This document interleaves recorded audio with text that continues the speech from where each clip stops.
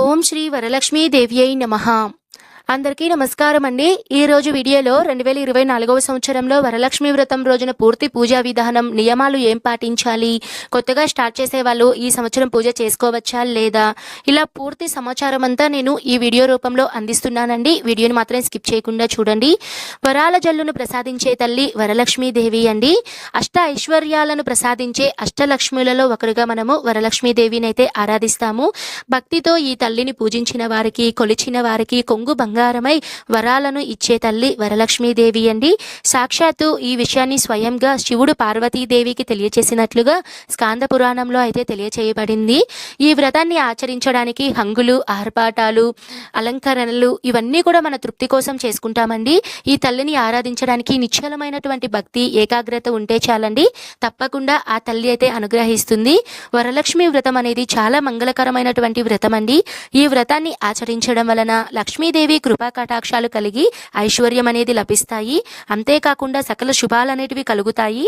స్త్రీలు దీర్ఘసుమంగలిగా కలకాలం ఉండేందుకు ఈ వ్రతాన్ని ఆచరించడం తప్పనిసరి.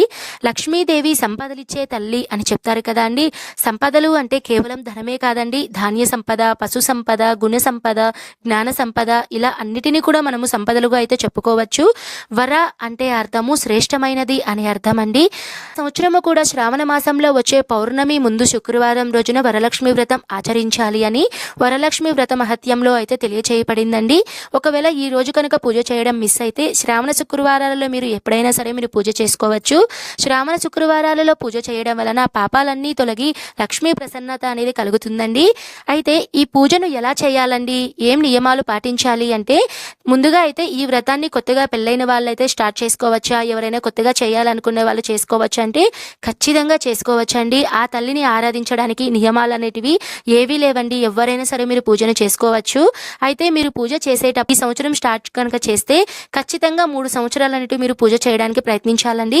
ఎందుకంటే ఏదైనా సరే వ్రతాన్ని ఆచరించాలి అంటే మనము 3 సంవత్సరాలు కానీ 5 సంవత్సరాలు కానీ అట్లా మనం కంటిన్యూ చేస్తూ ఉండాలి.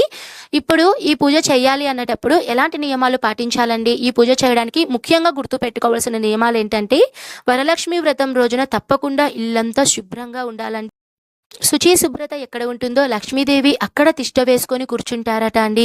కాబట్టి ఈ రోజున తప్పకుండా ఇల్లు శుచిగా ఉండాలండి. అలానే ఈ రోజు మాంసాహారం, బ్రహ్మచర్యం ఇలాంటివేవి కూడా మనకి దగ్గరికి రానివ్వకూడదు.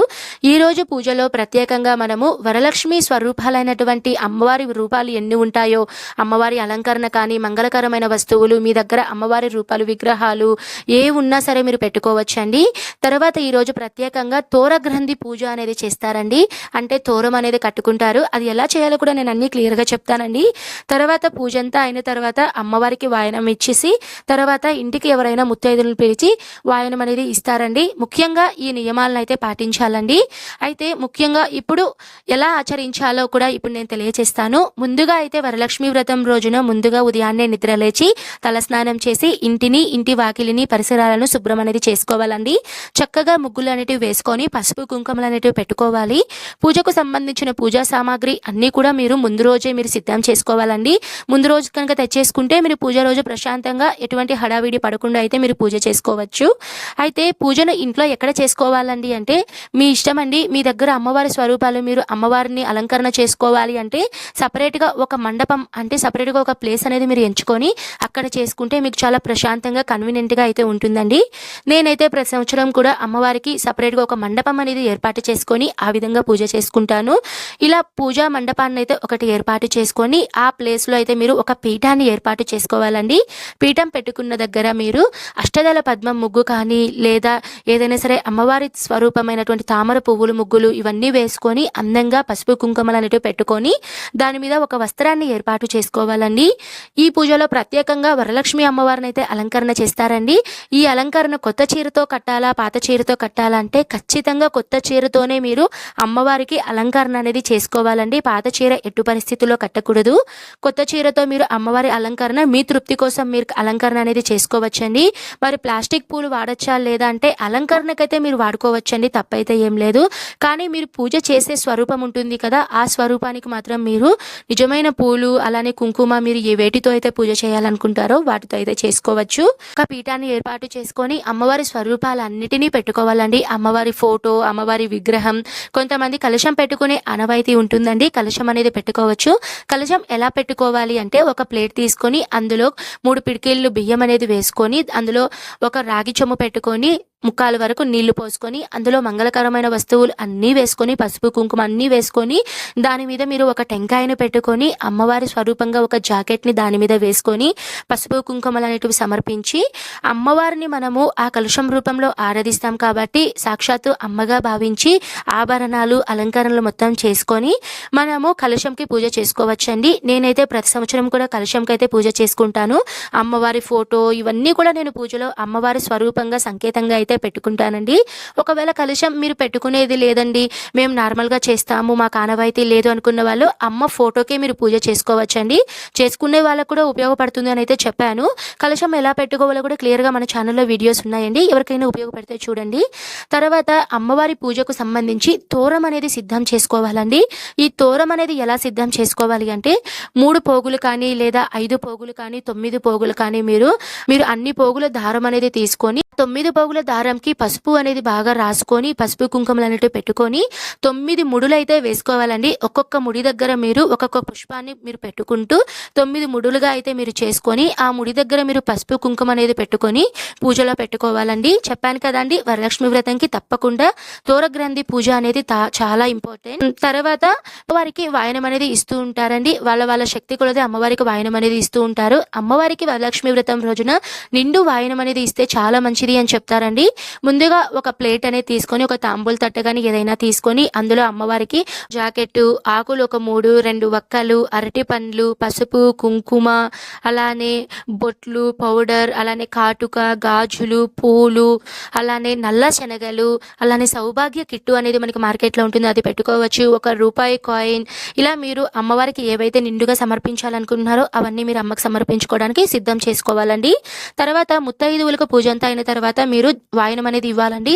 వాయనం ఒక్కొక్కరు వాళ్ళ స్తోమతను బట్టి ఇస్తూ ఉంటారండి. ఏమీ లేకపోతే ఒక జాకెట్, 2 తమలపాకులు, అలానే 2 వక్కలు, 1 అరటి పండ్లు, నల్ల శనగలు అయితే తప్పకుండా ఇవ్వండి. 1 రూపాయి నాణ్యాన్ని కూడా మీరు అందులో పెట్టి ఇవ్వండి. ఇలా అయితే మీరు వచ్చిన ముత్తైదులకైతే వాయనం ఇవ్వాలండి. ఇప్పుడు పూజకు అంతా సిద్ధం చేసుకున్న తర్వాత ముందుగా మీరు గణపతికి పూజ చేసుకోవాలండి. గణపతికి మీరు షోడశోపచార పూజ కానీ లేదా పంచోపచార పూజ అనేది చేసుకోవచ్చు. ఈ పసుపుతో చేసినటువంటి గణపతిని అయితే మీరు పూజలో పెట్టుకోవచ్చండి. ఒకవేళ మీ దగ్గర విగ్రహం కానీ గణపతి ఫోటో కానీ ఉన్నా కూడా మీరు పెట్టుకోవచ్చు. నేనైతే ఇక్కడ నా దగ్గర గణపతి విగ్రహం ఉంది కాబట్టి పెట్టుకున్నాను.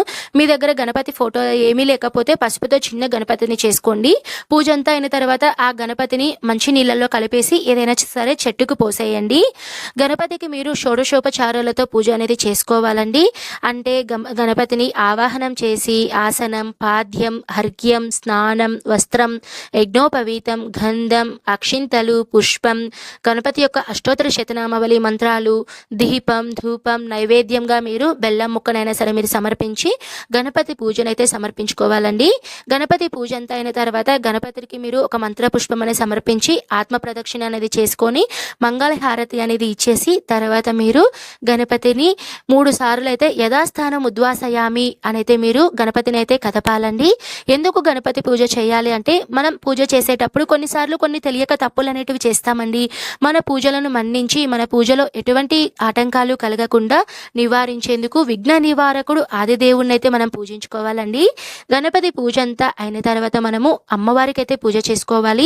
సేమ్ మనం గణపతికి ఎలా అయితే షోడశోపచారాలతో పూజ అనేది చేసుకుంటామో ఆ విధంగా మీరు అమ్మవారికి కూడా పూజ అనేది చేసుకోవచ్చండి. ఇప్పుడైతే మనకి పూజా షాప్స్లో ఎక్కువగా వరలక్ష్మి వ్రతం పుస్తకాలు 10 రూపాయలకి అయితే అమ్ముతున్నారండి. నేనైతే అమ్మవారి కలశంకి పూజ చేసుకుంటున్నానండి. కాబట్టి కలశంకి అయితే నేను అమ్మవారికి ధ్యానం, ఆవాహనం, ఆసనం, పాద్యం, అర్ఘ్యం, స్నానం, వస్త్రం, యజ్ఞోపవీతం, గంధం, అక్షింతలు, పుష్పం వీటన్నిటిని సమర్పించి అమ్మవారి అష్టోత్తరాలు అనేవి పఠించుకున్నానండి. అష్టోత్తరాల విషయానికి వస్తే అష్టోత్తరాలు మీరు అమ్మవారి స్వరూపాలు ఏవైతే ఉంటాయో కుంకుమతో పూజ చేసుకోవచ్చు, పుష్పాలతో చేసుకోవచ్చు, అక్షింతలతో చేసుకోవచ్చు. అమ్మవారి మంగళకరమైన వస్తువులు చిట్టి గాజులు, గురువింద గింజలు, లక్ష్మీ గవ్వలు, గోమతీ చక్రాలు, జువ్వాది పొడితో ఇలా మీరు అమ్మవారి స్వరూపాలు ఏ ఉన్నాయో వాటన్నిటితో కూడా పూజ చేసుకోవచ్చండి. అష్టోత్తర శతనామావళి అయిన తర్వాత మీకు ఏవైనా సరే స్తోత్రాలు కనుక తెలిస్తే కనకధర స్తోత్రం, అలానే వరలక్ష్మీదేవి, మహాలక్ష్మి అష్టకము, ఇలా అమ్మవారికి సంబంధించిన స్తోత్రాలన్నీ పఠించిన ఇలా అమ్మవారికి సంబంధించిన అన్ని మంత్రాలను చదువుకున్న తర్వాత అమ్మవారికి దీపం ధూపం అనేది ఇవ్వాలండి. తర్వాత మీరు ఇక్కడ కూడా మీరు మంగళహారతి అనేది ఇవ్వచ్చు, లేదు అంటే మీరు లాస్ట్లో కూడా మీరు మంగళహారతి అనేది ఇవ్వచ్చండి. నేనైతే లాస్ట్లో అయితే ఇస్తానండి ప్రతి సంవత్సరం కూడా. ఇలా అమ్మవారికి దీపం ధూపం అన్ని సమర్పించిన తర్వాత మనము తోరగ్రంథి పూజ అనేది చేసుకోవాలండి. తోరాలు ఎన్ని చేసుకోవాలండి అంటే మీరు 3 కానీ 5 కానీ చేసుకోవచ్చండి. నేనైతే ప్రతి సంవత్సరం 3 చేసుకుంటాను. ఎందుకు 3 అండి అంటే ఒకటి అమ్మవారికి మనం తోరం అనేది సమర్పించాలి, ఒకటి మనం చేతికి కట్టుకోవాలి, ఇంకొకటి వచ్చిన ముత్తైదువుకైతే మనము తోరం అనేది కట్టాలండి. ఈ విధంగా తోరం అనేది సిద్ధం చేసుకొని అమ్మవారి ముందు పెట్టుకొని తోర గ్రంథి పూజ ఉంటుందండి. 9 గ్రంథులకు అయితే పూజ అనేది చేసుకోవాలి. పూజ అంతా అయిన తర్వాత ఈ తోరాన్ని అయితే మన చేతికి కట్టుకోవాలండి. చేతికి కట్టుకునేటప్పుడు మనము ఈ మంత్రాన్ని అయితే పఠించాలి. భద్రామి దక్షిణే హస్తే నవసూత్రం శుభప్రదం పుత్ర పౌత్రాభివృద్ధించ మమ సౌభాగ్యం దేహిమే రమే. ఈ మంత్రాన్ని అయితే చెప్పుకుంటూ మీరు తోరాన్ని అయితే మీ ఎడమ చేత్తో నుంచి కుడి చేతి కట్టుకోవచ్చండి, లేదా మీ భర్త కనుక పక్కన ఉంటే వాళ్ళ చేతితో కూడా కట్టుకోవచ్చండి. ఈ విధంగా అయితే తోరం అనేది మన చేతికి కట్టుకోవాలి. తర్వాత మనము ఇలా తోరం అంతా కట్టుకున్న తర్వాత అమ్మవారికి మనము వాయనం అనేది ఇవ్వాలండి. వాయనం ఇచ్చేటప్పుడు ఇచ్చితినమ్మ వాయనం పుచ్చుకుంటినమ్మ వాయనం అనేది మనం చెప్పుకోవాలండి. అమ్మవారు మనం పుచ్చుకుంటున్నమ్మ వాయనం అని అమ్మ చెప్తున్నట్లుగా మనం భావించి మనమే చెప్పుకోవాలండి. ఈ విధంగా అయితే అమ్మవారికి వాయనం అనేది ఇవ్వాలండి. తర్వాత అమ్మవారికి మనము చేతిలో కొద్దిగా అక్షింతలు పట్టుకొని మనము వరలక్ష్మి వ్రత మహత్యం కథనైతే చదువుకోవాలండి. వ్రత కథ అంతా అయిన తర్వాత కొద్దిగా అక్షింతలు మనం కళ్ళకు అద్దుకొని అమ్మవారి పాదాల దగ్గర వేసి తర్వాత కొద్దిగా మన తల మీద అయితే వేసుకోవాలి. ఈ విధంగా అయితే వరలక్ష్మి వ్రతం పూజ అనేది పూర్తవుతుందండి. తర్వాత మీరు పూజ అంతా అయిన తర్వాత ముత్తైదువులను ఎవరైనా సరే మీ శక్తి కొలది ఒకరిని కానీ, ముగ్గురిని కానీ, 5 మందిని, 9 మందిని, 11 మందిని ఇలా మీరు ఎంతమందిని పిలుచుకోవాలి, మీరు ఎంతమందికి వాయనం ఇవ్వాలి అని అనుకుంటున్నారో వాళ్ళందరినీ కూడా ఇంటికి పిలిచి మీరు వాయనం అనేది ఇవ్వాలండి. మొదటిగా వచ్చినటువంటి ముత్తైదువునైతే సాక్షాత్తు లక్ష్మీదేవిగా భావించి ఒక పీఠం అనేది ఏర్పాటు చేసి పీఠం మీద కానీ లేదా ఏదైనా ఒక కుర్చీ మీద కూర్చోపెట్టి సాక్షాత్తు మన లక్ష్మీదేవిగా భావించి, శుక్రవారం కదండి మనం ఇచ్చేది ఈ వాయనం అనేది, కాబట్టి లక్ష్మీదేవి మన ఇంటికి వచ్చినట్లుగా భావించి వాళ్ళ కాళ్ళకైతే మొదటగా పసుపు అంతా మనం రాయాలండి. పసుపు ఎక్కడా కూడా పొడ లేకుండా మనం వాళ్ళ కాళ్ళకైతే పసుపు రాయాలండి. తర్వాత వచ్చిన ముత్తైదువుకి అయితే మనము పసుపు కుంకుమలు అనేటివి పెట్టాలి. తర్వాత మనము వాళ్ళ కొంగు అనేది చాపిన తర్వాత వాళ్ళ కొంగులో మనము ఇచ్చితనమ్మ వాయనం అని మనం చెప్పాలండి. తీసుకునే వాళ్ళు పుచ్చుకుంటేనమ్మ వాయనం అనేది వాళ్ళు చెప్పాలండి. ఈ విధంగా మీరు వాయనం అనేది సమర్పించాలండి. శాస్త్రోక్తంగా వరలక్ష్మి వ్రతం పూజ అనేది ఈ విధంగా చేస్తారండి. సాక్షాత్తు మనకి వరలక్ష్మి వ్రత మహత్యంలో అయితే తెలుపబడిందండి. మనకు వచ్చేటువంటి పుస్తకాల్లో కూడా క్లియర్గా మనకి ఈ విషయాలన్నీ తెలియజేస్తారు. మీకు ఈ వీడియో ఉపయోగపడింది అని అనుకుంటున్నానండి. వరలక్ష్మి వ్రతంకి సంబంధించి అన్ని వీడియోస్ క్లియర్గా కలశం ఎలా పెట్టాలి, తోరం ఎలా కట్టాలి, అమ్మకు వాయనం ఎలా ఇవ్వాలి, అలానే ముత్తైదువులకు వాయనం ఎలా ఇవ్వాలి, ప్రతిదీ కూడా క్లియర్గా మన ఛానల్లో వీడియోస్ అనేటివి చాలా క్లియర్గా సపరేట్గా అయితే వీడియోస్ అప్లోడ్ చేస్తున్నాను. మీకు ఎవరికైనా సరే ఉపయోగపడితే తప్పకుండా ఆ వీడియోస్ని చూడండి. ఈ వీడియో అనేది తప్పకుండా మీ అందరికీ ఉపయోగపడింది, నచ్చింది అని అనుకుంటున్నానండి. నచ్చితే తప్పకుండా లైక్ చేయండి. ఎవరికైనా సరే యూజ్ అవుతుంది అని అనుకుంటే మీ బంధుమిత్రులకు, మీ ఫ్యామిలీ మెంబర్స్ అందరికీ షేర్ చేయండి. నేను మరో మంచి వీడియోతో మీ ముందుంటానండి. సర్వే జన సుఖినో భవంతు. స్వస్తి.